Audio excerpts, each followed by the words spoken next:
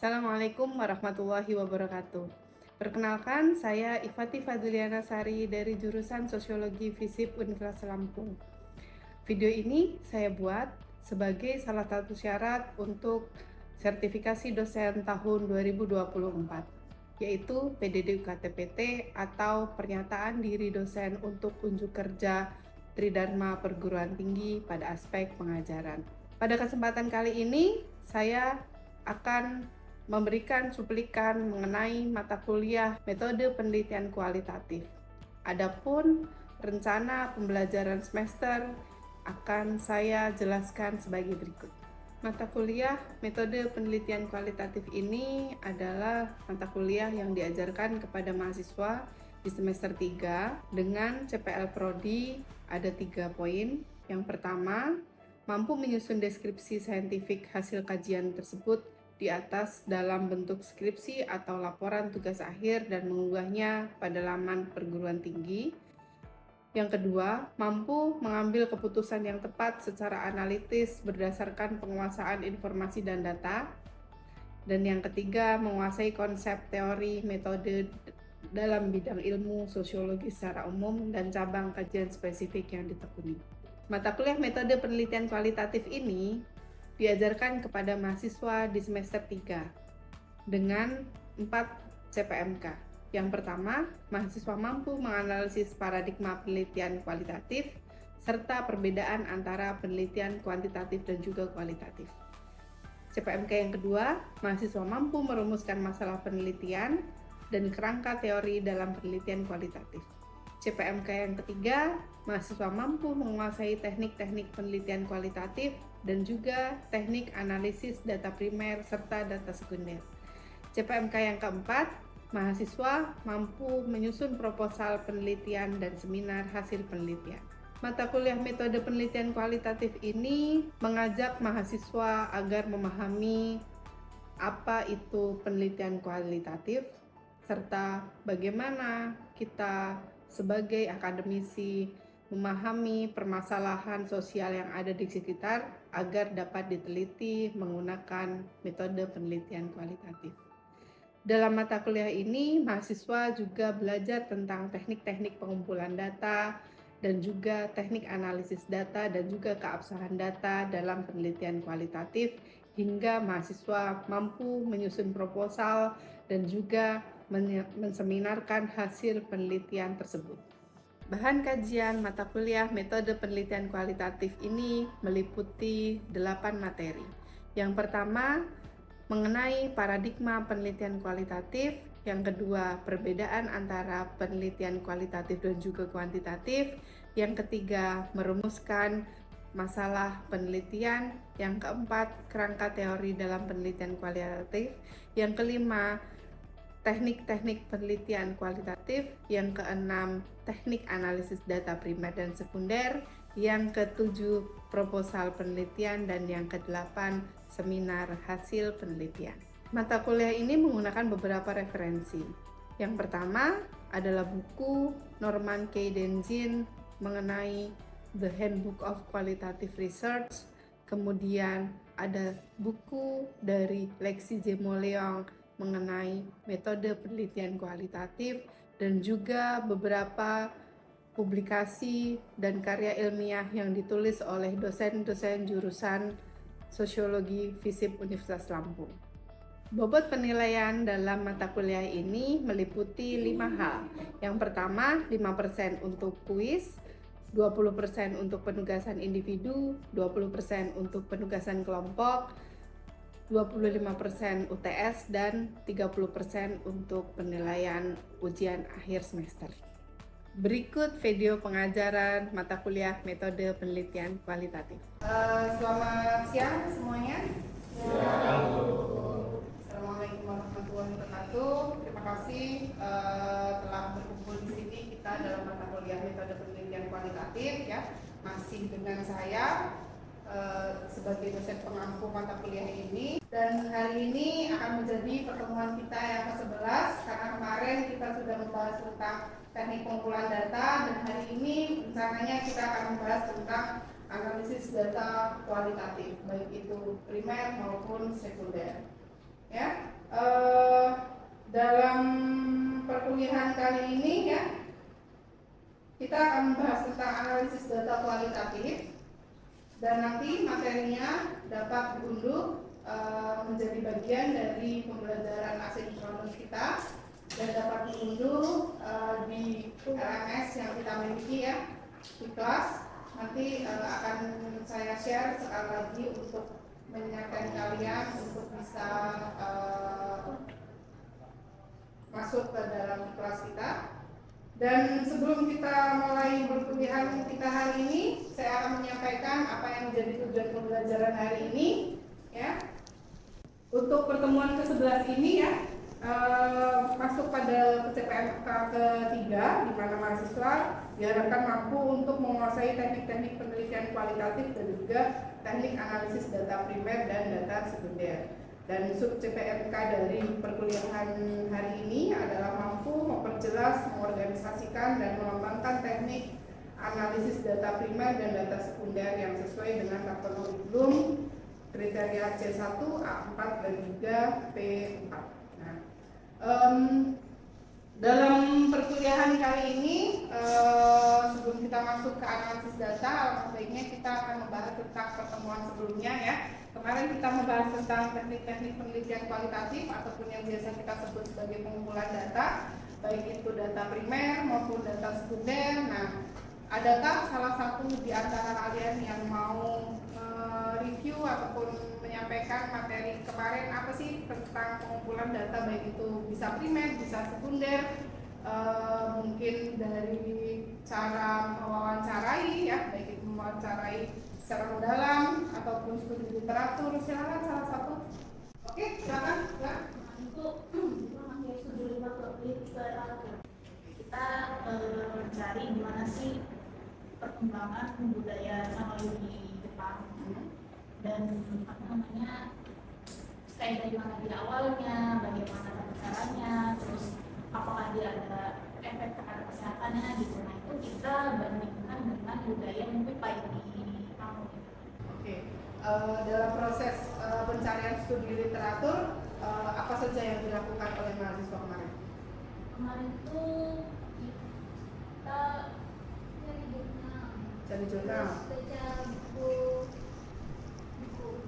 Iya, ada beberapa referensi yang kemarin kita share ya. Oke. Nah, bagus kalau misalnya semuanya masih ingat dengan materi yang sudah kita lakukan kemarin, berarti sudah kita bisa masuk ke materi tentang analisis data. Dan sebelum kita masuk ke materi analisis data, asik menjadi bagian dari persepsi pembelajaran kita hari ini, saya akan share 2 lembar kertas untuk setiap kelompok mahasiswa, dibikin ya kelompok 1, kelompok 2, kelompok 3 gitu aja ya. Nanti analisis secara sederhana saja untuk mencoba kemampuan awal mahasiswa terkait dengan menganalisis data. Ya, saya bagikan ya, ada di sini masing-masing kita bikin 1 kelompok 1 baris aja ya. Silakan diisi, silakan 2 atau 3 poin aja dulu sebagai pembuka perkuliahan kita ya, biar ibarat mesin itu dipanaskan langsung. Sudah cukup diskusinya? Oke. Apa saja yang bisa kalian sampaikan terkait dengan foto ataupun 2 dokumen yang tadi sudah saya berikan ke setiap kelompok ya. Kalau untuk kelompok pertama, apa saja yang dituliskan di dalam ini? Silakan juga.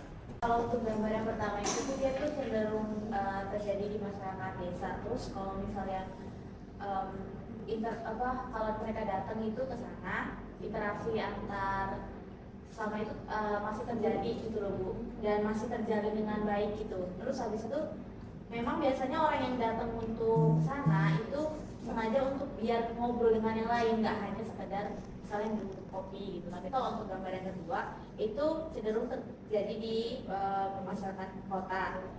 Terus interaksi antar individunya itu kurang. Terus biasanya mereka itu karena nggak ada interaksi ya, kalaupun ada itu formal, cenderung formal gitu. Oke, itu yang ditemukan oleh kelompok pertama. Terima kasih, saya tampung dulu untuk hasil kelompok pertama. Silakan selanjutnya kelompok kedua, bagaimana hasilnya? Kan masyarakat perdesaan tadi udah jelasin. Terus yang lebih disorot lagi itu adalah soal bagaimana budaya masyarakat desa itu menikmati kopi. Jadi bahwa kopi itu bukan sekedar sebagai minuman, tetapi juga sebagai momen mereka untuk mengobrol, juga sebagai momen harmonisasi gitu dalam masyarakat desa itu sendiri. Oke. Kalau untuk perkotaan sendiri itu cenderung mereka budaya minum kopinya itu lebih individualis gitu, dan kopinya itu pun sudah mengalami perubahan gitu, lebih ada nilai ekonominya dan juga ada nilai prestisnya gitu. Jadi ketika kopi itu udah masuk ke restoran-restoran mewah, mereka itu punya nilai ekonomi yang berbeda. Itu Bu. Oke. Dari kelompok 3 sendiri, dari kedua gambar yang sudah ditampilkan tersebut, ada persamaan dan ada perbedaan. Persamaannya adalah di mana kopi itu sebagai objek untuk mengumpulkan orang-orang, berbagi informasi, berbagi mungkin pekerjaan atau masalah-masalah sosial di kelasnya masing-masing. Okay. Perbedaannya adalah di mana kalau di kafe sendiri mereka mempunyai gaya hidup mewah dan modern gitu Bu. Jadi berkumpul untuk berdiskusi itu di kafe atau di toko kopi itu sebagai sarana aja gitu. Jadi minum kopinya itu sebagai gimana ya bilangnya, kayak membahas ekonomi, pekerjaan, kayak lebih modern dan mewah kayak gitu. Sedangkan kalau di desa sendiri itu pembahasan tuh lebih ke masalah-masalah sosial yang sederhana, kayak kehidupan sehari-hari gitu. Oke. Berarti dari ketiga kelompok ini sudah bisa menyebutkan, melihat sepintas gambar aja kita sudah bisa menganalisis ya. Kayak misalnya ketika nanti kalian sudah menyusun skripsi, alangkah baiknya setiap gambar yang ditampilkan atau dilampirkan di dalam laporan penelitian itu seharusnya dianalisis dengan baik ya.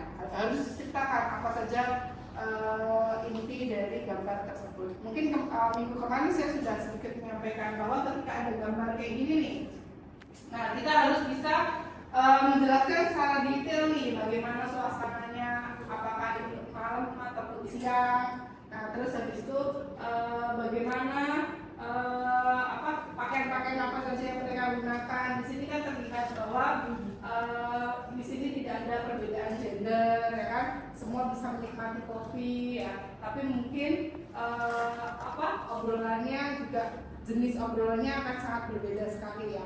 Bagaimana masyarakat desa di sini mengobrolkan topik-topik yang lebih sederhana dibandingkan masyarakat kota, ya kan? Oke, kita masuk ke materi tentang teknik analisis data. Di sini saya merangkum bahwa dari bukunya sebelumnya di tahun 2009 ya, di mana proses mencari dan menyusun secara sistematis data yang diperoleh dari hasil wawancara, catatan lapangan, dokumentasi dengan cara mengorganisasikan data dalam kategori, menjabarkan ke unit-unit, melakukan sintesis ataupun sintesa, menyusun ke dalam pola, memilih mana yang penting dan yang akan dipelajari, lalu membuat kesimpulan sehingga mudah dipahami oleh diri sendiri, maksudnya di sini adalah peneliti dan juga orang lain. Ya, jadi apa itu analisis data? Berarti ini adalah bagian dari aktivitas penelitian yang intinya adalah mengkategorisasikan data, mana yang penting, mana yang kurang penting, ya kan? Apakah data ini masuk ke bagian A ataupun B ataupun C, ya? Nah, pembagiannya kan berbeda-beda setiap penelitian tergantung pada fokus penelitiannya. Selanjutnya proses dan analisis data. Dalam penelitian kualitatif, ingat sekali lagi bahwa analisis data itu dilakukan dari awal sampai akhir. Bahkan ketika kita merencanakan, kita sudah melakukan sebuah analisis data. Ya, kalau kita belajar teorinya, ya, dari kita baca tinjauan pustakanya, itu kita sudah mulai menganalisis data nih. Ya, bagaimana teori yang selama ini berkembang, apakah sudah sesuai dengan masyarakat atau belum, gitu ya. Terus bagaimana ketika saat kita mengumpulkan data, proses analisisnya masih terus berlangsung. Tidak hanya pada setelah data itu terkumpul baru dilakukan analisis, nggak seperti itu. Kita turun lapangan aja, mau wawancara aja, kan kita ada proses interpretasi nih, ya, memahami apa yang sedang diucapkan oleh informan kita. Itu menjadi bagian dari analisis data. Gitu ya. Oke. Nah, terus selanjutnya ya, analisis sebelum ke lapangan dilakukan data hasil studi terdahulu atau data sekunder ya. Ini yang kemarin saya sampaikan terkait dengan studi dokumentasi ya, yang menentukan fokus penelitian. Namun demikian, fokus penelitian ini masih bersifat sementara dan masih akan berkembang sejalan dengan adanya penelitian. Oke, terus analisis data ketika di lapangan ya. Di sini yang biasa dipakai dalam penelitian kualitatif ini adalah analisis interaktifnya Miles and Habermas. Mungkin sering dengar ketika kalian baca skripsi kakak tingkat kalian, ini tokoh ini sering muncul karena ada beberapa proses aktivitas ya yang dilakukan ketika melakukan analisis data. Pertama meliputi reduksi data atau data reduction, terus data display, bagaimana kita menyajikan data ya, dan conclusion drawing atau verification ya, mengumpulkan dan verifikasi itu. Untuk gampangnya adalah kita lihat di proses ini. Kalau kita turun lapangan, kita pasti akan ketemu banyak data ya kan, baik itu wawancara, observasi, studi literatur, itu semua dijadikan satu dulu ya kan. Keruatannya adalah digambarkan dengan seperti ini ya, ada kategori dinamika data yang kita temukan biasanya analoginya adalah seperti ini ya, ada angka, ada huruf, ada besar, ada kecil, ada kapital, ada latin kayak gitu ya gitu. Nah, terus proses selanjutnya adalah apa? Reduksi data. Reduksi data tadi apa? Kita memilih mana yang penting dan mana yang kurang penting. Bagaimana kita mengkategorisasikan bahwa data kita penting, yaitu kembali pada fokus penelitian kita. Cek rumusan masalah kita atau pertanyaan penelitian kita, apa sih yang jadi fokus penelitian kita? Nah, baru kita bagi nih kategorinya ya. Yang datanya perlunya adalah huruf-huruf kapital nih, simbolnya dengan huruf kapital. Oke, angka kita sendirikan, yang huruf kecil kita sendirikan ya. Jadi kita bagi sesuai dengan kategori yang diperlukan.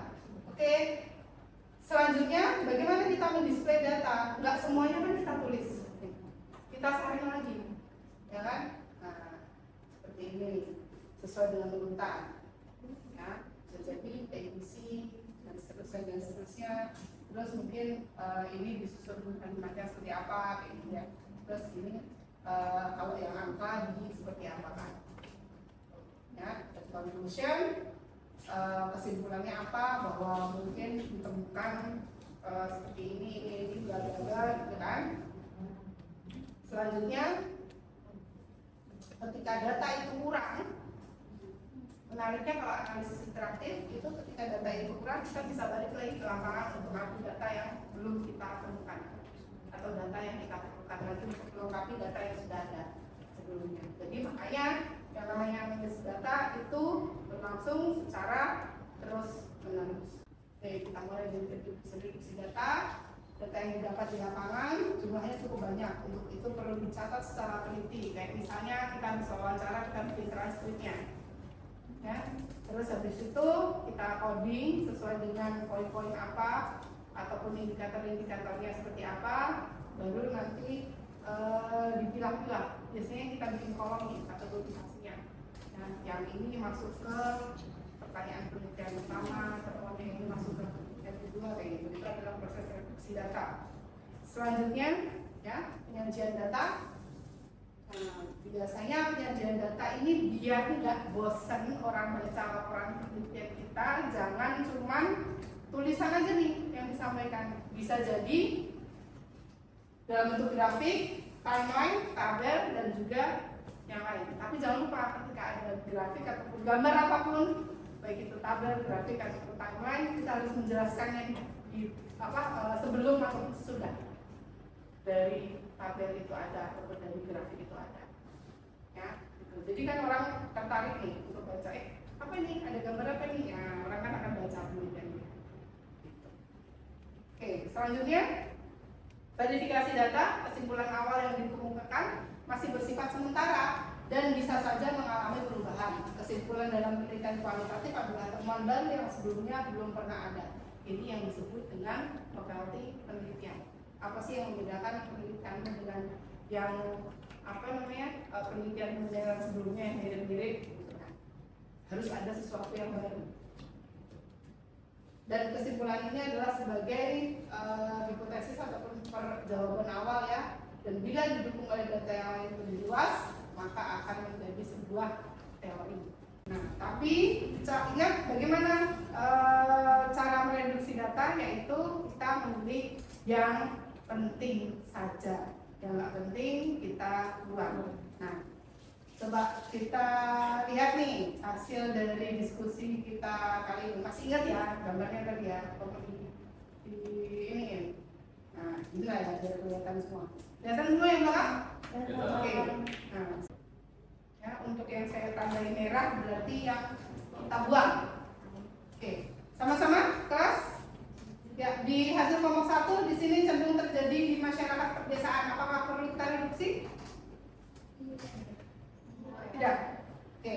Yang ketiga, individu sengaja datang memang untuk mengobrol atau berbincang dengan yang lainnya. Ya enggak? Enggak, berarti perlu kita reduksi ya. Oke, kita reduksi, kita coret ya. Kamerain. Oke, selanjutnya kelompok 2, kondisi masyarakat pedesaan. Apa yang menandakan itu pedesaan? Ya, situasinya ya. Oke, kita perlukan nggak hasilnya? Hah? Nggak perlu. Kita bisa ambil salah satu, karena berulang mungkin kita bisa ambil salah satu aja ya.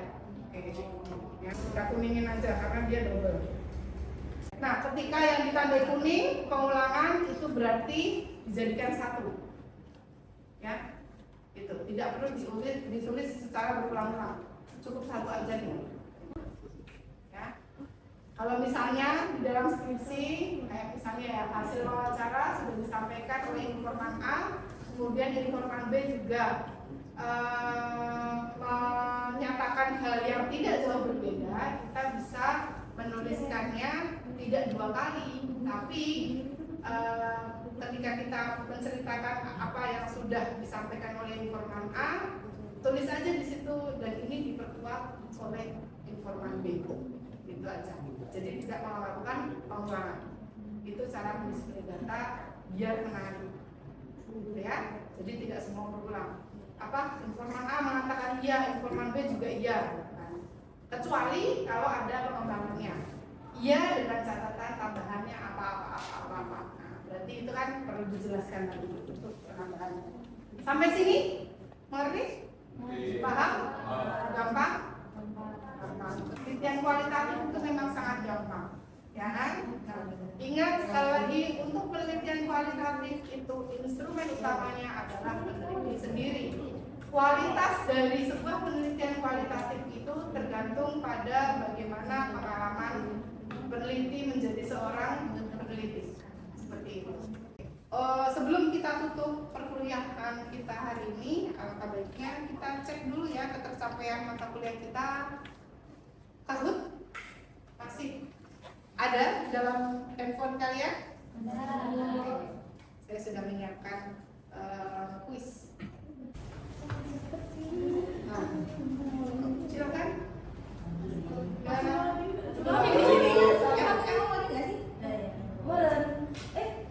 Jawab 20 detik per soal. Belum.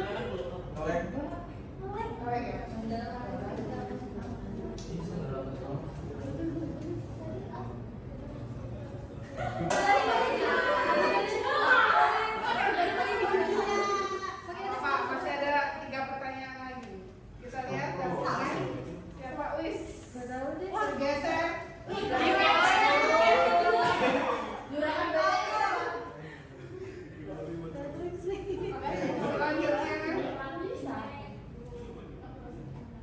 Verifikasi data dapat dilewatkan dalam analisis benar atau salah.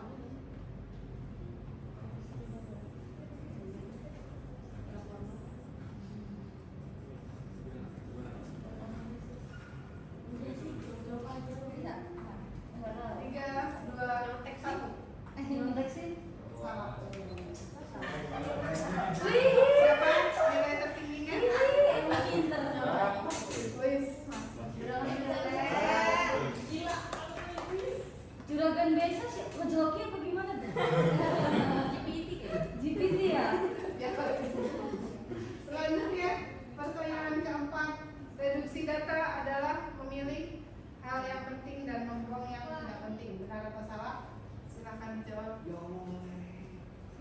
Semakin cepat. Ya Allah. Oke, sudah 15 jawaban. Nomornya. Abang ngapain? Cuma satu orang yang salah. Apaan gitu ya? Masalah teknis memang tidak bisa dihindari. Oke, tetap juragan beca yang nomor 1. Siapa saya juragan beca? Penelitian kualitatif merupakan jenis penelitian induktif. Benar atau salah? Nggak tahu. Sebatas lagi.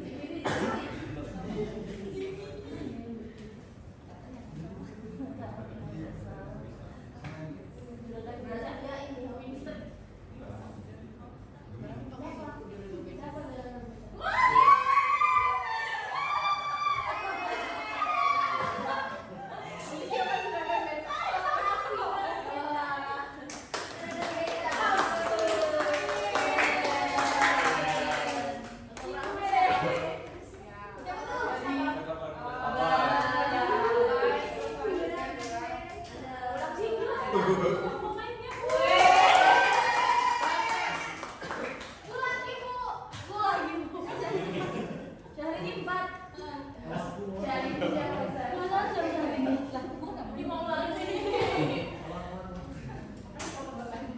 Ya, mulai akan saya rekap ya untuk hasil kuis hari ini ya, menjadi bagian dari evaluasi pembelajaran kita. Dan ingat sekali lagi, kuis memiliki porsi 5% dalam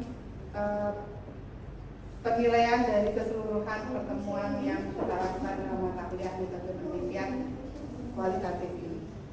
Oke, selanjutnya saya tutup kelas kita hari ini. Terima kasih. Kayaknya makin ceria ya karena habis main game ya kita ya. Oke. Semoga semangatnya sampai sore dan sampai besok lagi kita ketemu lagi, masih tetap semangat. Terima kasih atas partisipasinya. Wassalamualaikum warahmatullahi wabarakatuh. Demikian cuplikan video pengajaran yang saya buat. Semoga dapat memberikan gambaran mengenai kinerja pengajaran yang telah saya lakukan, terutama pada mata kuliah metode penelitian kualitatif di jurusan Sosiologi FISIP Universitas Lampung. Saya mengucapkan terima kasih kepada seluruh tim penilai Serdos Smart tahun 2024. Juga saya mengucapkan terima kasih untuk Universitas Lampung beserta teman sejawat dan juga mahasiswa yang juga terlibat dalam penilaian persepsional Serdos 2024 ini. Untuk mengakhiri video ini, saya mengucapkan minta maaf apabila terdapat kekurangan dan kesalahan. Wassalamualaikum warahmatullahi wabarakatuh.